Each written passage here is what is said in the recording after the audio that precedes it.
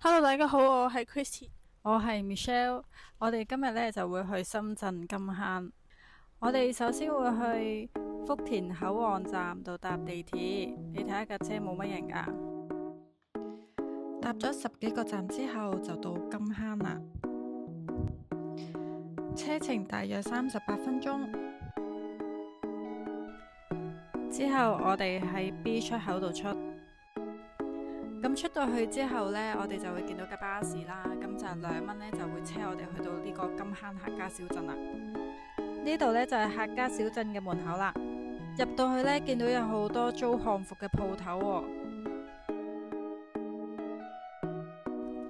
咁今日呢，我哋就會住呢間酒店啦，就係南香樓藝術酒店。咁一入到去呢，就可以感受到呢度充滿住藝術嘅氣息。咁呢度左手邊呢，就係酒店大堂啦，咁右手邊呢，就有啲商店啦。呢間酒店嘅玻璃屋頂都好特別㗎。我哋嚟到呢間酒店就即刻有得攞房啦。我哋而家一齊嚟睇下大床房嘅格局啦。咁我哋而家睇下個廁所先。呢埲牆嘅顏色都幾少有喎。呢間酒店仲提供咗膠拖鞋同布拖鞋㗎。咁呢，出到去啦，呢度有個雪櫃啦，仲有水啦、杯啦、熱水壺同埋茶包嘅。咁呢，大床房入邊呢係有浴缸㗎，但係雙床房呢就冇浴缸嘅，因為我哋係住喺最高層啦，所以我哋可以望到屋頂嗰個位，咁呢就可以見到酒店嘅大堂。雖然雙床房係冇浴缸，但係佢哋有投影電視㗎。我哋放低行李之後就去食午餐啦。呢一間我知道就係酒店嘅附近。呢一間餐廳最出名就係食鵝，但係我哋同行嘅人都冇人食鵝。咁呢，我哋就嗌咗南瓜餅同埋蒸水蛋，仲有豆腐，然後嗌咗咕嚕肉，又係豆腐同埋茄子，好多小朋友都唔中意食嘅菜。呢個魚呢真係又辣又多骨，我都食唔到啊！食完嘢之後，我哋就周圍去行下啦。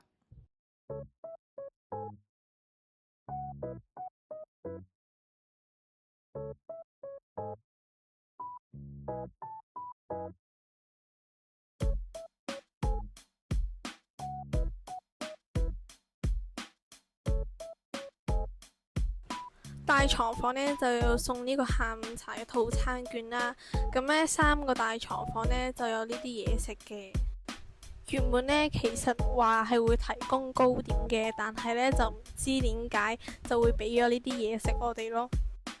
最失望嘅係呢，原本問咗 counter，佢話只需要等30分鐘啦，但係呢最後呢就等咗1個鐘，仲要係啲嘢食嘅味道呢亦都係麻麻地嘅。入夜之後呢，古鎮嘅風景呢就更加靚啦。我哋今晚呢會去鳳凰客家餐廳嗰度食晚餐嘅。咁因為呢有好多人會一齊食嘅，所以呢我哋嗌嘅嘢食亦都係好多啦，可以試到唔同嘢食嘅味道。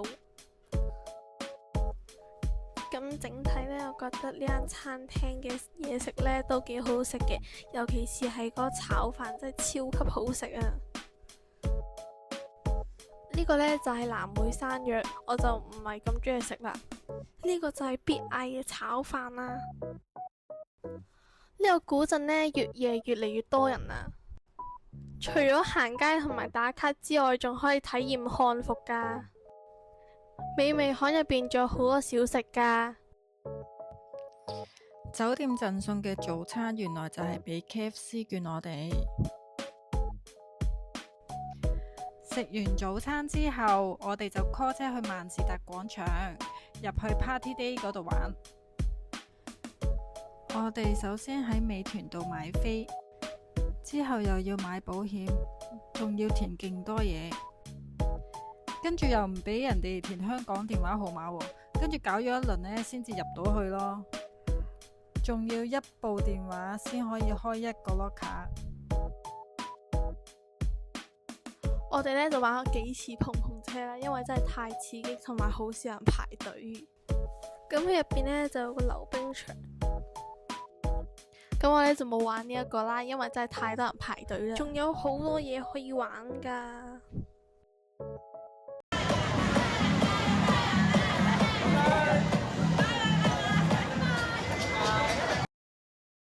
仲可以玩保齡球噶。今次呢係我第一次玩保齡球，呢個體驗真係令我覺得好新奇同埋有趣，希望下次都可以再玩啦。而家呢就到我挑戰啦，企到上去睇落又高又遠，好彩都捉得住。呢一個仲高過頭先嗰個，我都猶豫咗一陣先至咁踏出第一步。玩完呢一個之後，對手勁酸痛咯。我哋仲玩咗跳彈床，最後我哋仲玩咗射擊遊戲，真係好刺激啊！今日呢條片就嚟到呢度啦，如果你中意呢條片，請訂閱同埋讚好呢條片。